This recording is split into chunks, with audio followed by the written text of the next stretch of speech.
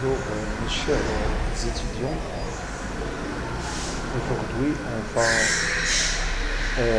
entamer une étude du sphème et aussi de l'albatros. Mais tout d'abord, on va rappeler quelque chose sur l'auteur qui est Molière, qui est Baudelaire. Alors, l'albatros de Baudelaire porte une grande valeur à ce qui est de la pensée nouvelle. Alors, car ton prof a demandé de faire l'analyse littéraire de cette femme de son nom sur les fleurs du mal, par exemple. Alors, 1857. Comment on va faire pour déclarer que Charles Baudelaire a écrit l'Albatros? Alors, qu'est-ce qu'on va faire pour analyser, pour donner une vision sur l'auteur tout au long de la marche, de cette démarche?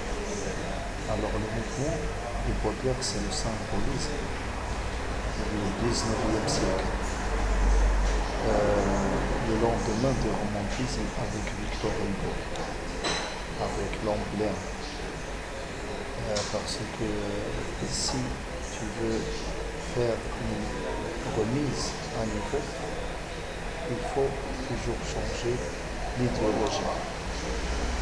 Alors Baudelaire a fait cela, et la modernité, il a fait la modernité poétique par le splendide de Paris, petit poème en prose. Tout d'abord, le splendide de Baudelaire est une notion inventée par Baudelaire. Alors c'est quelque chose de nouveau lui-même pour décrire une forme de mélancolie déclenchée par une forme de mal de vivre. Alors le splendide est un mot anglais qui représente quelqu'un qui est raté, mélancolie et dépression.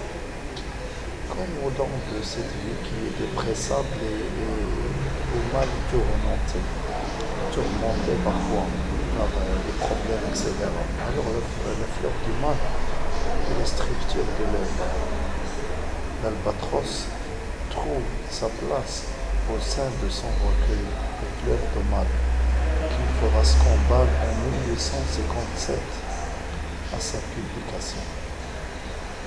Le titre Fleur du mal doit interpeller avant même d'ouvrir des recueils, car il y a les fleurs du mal.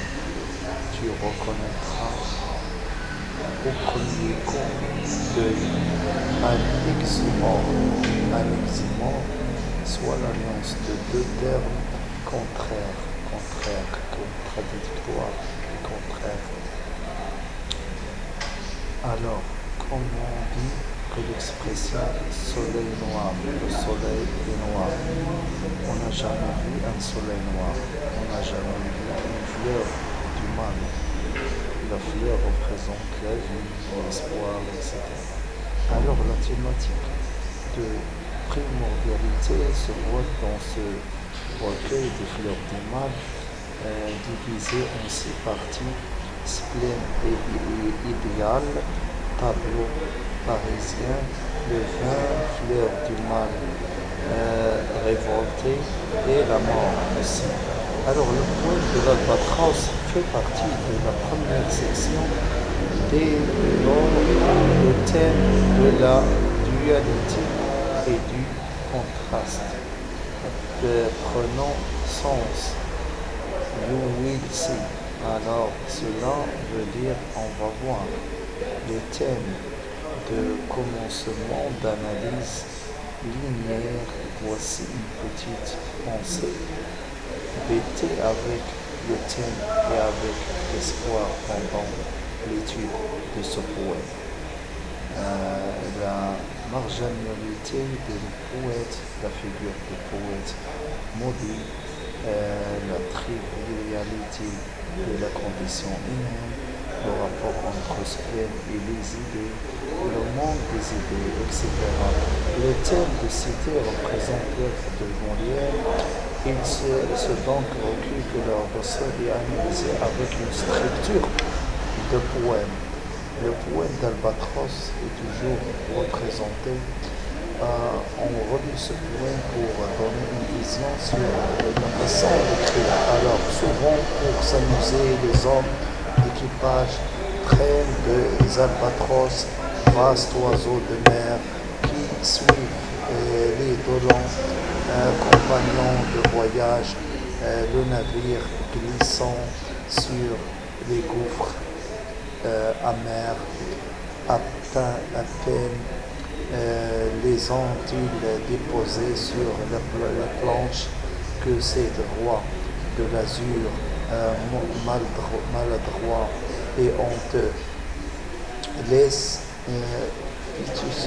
piteusement leur garde blanche comme des avions traînés à côté d'eux. Alors ce voyageur est comme il est gauche et veule. Oui, la lumière si beau qu'il est comique et laide. Comique et laide. Là agace son bec avec un brûle-gueule. L'autre mime en boitant l'infirme qui volait. Alors le poète est semblable au prince de nuée qui porte la tempête et se rit de l'archer. Exilé sur le sol et au milieu des ouées, ses ailes de géant l'empêchent de marcher. Alors cette vision qui représente une vision de l'albatros par Baudelaire représente toujours le génie baudelairien, la structure de la passion, de la révolte et du sacrifice aussi. La structure est spécifique toujours du poème sur les vues. L'alexandrin 12 pieds est égal à 12 syllabes. Les strophes 4 par strophe. Alors l'enjambement fréquent, c'est toujours, on pourra dire, le contenu sémantique déborde sur le vers suivant. Alors le contenu, quand il déborde sur le vers suivant, on a référence à l'enjambement fréquent. La lecture de ce poème est toujours de l'albatros. Baudelaire analyse strophe par strophe. Dans les strophes, les premières, on a l'idée de l'osplème, la chute de la figure des poètes, etc., le cadre initial de la scène en pleine mer, etc., alors les vagues, etc. Là, l'auteur représente l'albatros et la marine, etc. Alors, dans l'analyse linéaire de la première strophe, on a l'homme d'équipage et le seul occurrence des marins dans le poème et dans l'arrivage de certaines sociétés qui est communauté. Il ne s'agit pas d'individus, mais d'un masse qui forme un tout, les hommes, etc. Alors la vertu de la vaste oiseau de mer qui représente une grande gloire à cet oiseau d'albatros, qui représente l'altitude, la force et aussi le rayonnement de l'éclairage sur le vaste chemin de l'auteur et d'un grand écrivain et d'un grand poète. Alors l'enjambement de l'homme d'équipage près des albatros manifeste l'action donnée à avoir une forme de brutalité qui est subie dès lors de la situation du point. Alors, qui me fait référence toujours à cette analyse de représentation et de cochement de référence. On est toujours dans le même chemin, dans le monde des idées, des figures et de contrastes, de mélancolie, de maladroite et de honteux. Alors, puticieusement caractère de la chute, etc. On a toujours les figures de poètes au sein de la société, expression de marginalité, de désélectionnement, de discrimination, etc., dont l'auteur représente une grande force à se manipuler, à se mépriser, etc. Alors, Baudelaire et l'analyse de ces donne une grande, le poète de l'Albatros a une grande symbolisme, une grande réflexion de poète sur le monde, le miroir du poète. Alors, ce poème représente un miroir effrayant d'un poète magistral qui donne un éclairage sur la façon dont il a été marginalisé et représenté comme tel dans le monde réel. Mais pour moi, quand je lis l'Albatros, mon propre vision sur l'Alexandrin, etc., alors le poète veut déclarer qu'il sait comment écrire un alexandrin de 2 syllabes, et aussi à représenter un enjambement, c'est-à-dire un éclairage sur la façon dont il va faire de nouvelles façons d'écriture. C'est comme s'il se moque de la poésie et de la façon d'écrire la poésie. C'est comme il nous donne une autre révolte, méprisante de la poésie classique. Alors il danse, on a l'air que Baudelaire danse avec les mots. On a l'air que les mots se voient directement sur le passage d'un écrivain qui est intelligent, qui est grand, qui a de la hauteur, qui ne se va pas laisser faire avec Victor Hugo ou autre auteur. Alors, qui ne va pas se merder avec la façon dont les gens voient cette grandeur. Alors, un poète voit son profil, elle se déclare un génie, elle se déclare un poète exceptionnel, elle se déclare un homme énigme, un symbolisme. Alors, toute la poésie de Baudelaire est symbolique. Si on veut dire le symbole qu'il représente, c'est l'un des écrivains qui représente une nouvelle poésie. La poésie du symbole, la poésie de l'espoir volé, la poésie de la révolte, la mélancolie, le dérangement. Alors chaque auteur se dérange, chaque poète se dérange, et chaque poète se dérange sur la façon dont on le voit comme être humain. Alors l'être humain se dérange. Pourquoi ces gens me voient différemment? Pourquoi ces gens ne veulent pas accepter ma poésie? Pourquoi ma poésie ne sera pas la meilleure au monde? Or, on déclare cette poésie, c'est une grandeur, c'est une façon de voir les choses. On ne peut pas attraper un être humain qui pense, qui réagit, qui fait une réflexion, qui fait une relaxation, qui est démerdé, qui est fatigué, qui voit le monde différemment. Alors quelqu'un qui voit le monde différemment et qui ne veut pas accepter les règles vues par la versification, les règles de l'Alexandrin, même s'il connaît les règles. Il a l'air d'être mal dans sa peau. Il n'est pas venu dans son époque. Il n'est pas venu dans son temps. Et chaque personne qui n'est pas venue dans son temps et qui a une grande vision, une grande capacité, quand il voit les stupides et les gens qui sont entourés de lui sont stupides et qui ont classique dans leur vision, dans leur passage, il va se voir, il doit faire comme Baudelaire, il doit donner ses règles propres à lui-même, parce que lui, il a ce mal, le mal du siècle. comme on voit le mal de siècle, on veut dire qu'il y a beaucoup de gens qui voient comment le changement mondial, qui voient que la France change, que tout le monde change, qui voient des idées nouvelles, l'idéologie, le réalisme, les sentiments, etc., le passage, tout cela change. Alors le poète change de l'intérieur. Le poète n'est pas compris par tout le monde, n'est pas vu par tout le monde, n'est pas éclairé par tout le monde, et tout le monde est contre lui. Alors, les hommes sont contre l'albatros. Pourquoi? Parce que l'albatros est toujours élevé, est toujours supérieur, et il voit le monde de haut. Il voit le monde de haut. Mais il est méprisé par les marins.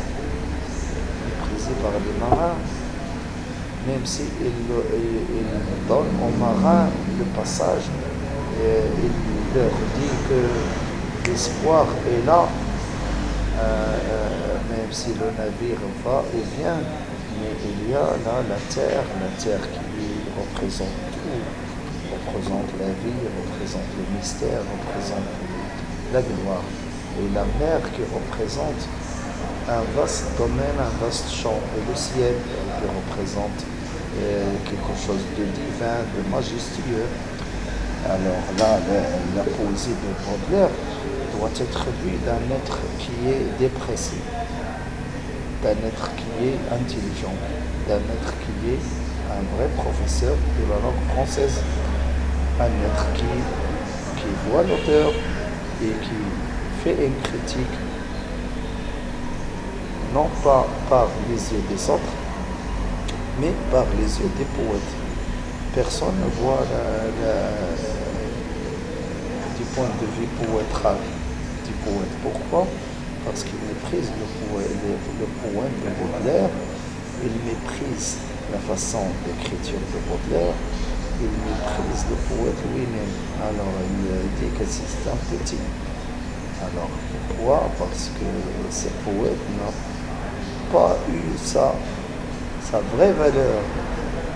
S'il avait eu sa vraie valeur, sa vraie compétence, son vrai niveau, si l'État et le gouvernement français et les républiques, etc., ont vu que cet auteur donne et ils l'ont supporté, ils l'ont aidé, et il aurait dû écrire des chefs-d'œuvre comme Alexandrin, des chefs-d'œuvre en symbolisme, et des chefs-d'œuvre dans l'hexasyllabe, l'octosyllabe, etc. Donc il fait un enjambement, c'est-à-dire quoi? L'auteur fait l'enjambement pour représenter que la poésie, c'est pas les gens qui lui donnent, qui tracent comment écrire une poésie. C'est quelque chose de divin. L'écriture, c'est quelque chose de divin, sacré.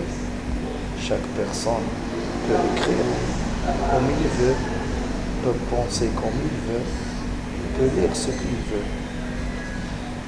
Alors l'auteur représente cette vision. Je peux penser comme je veux.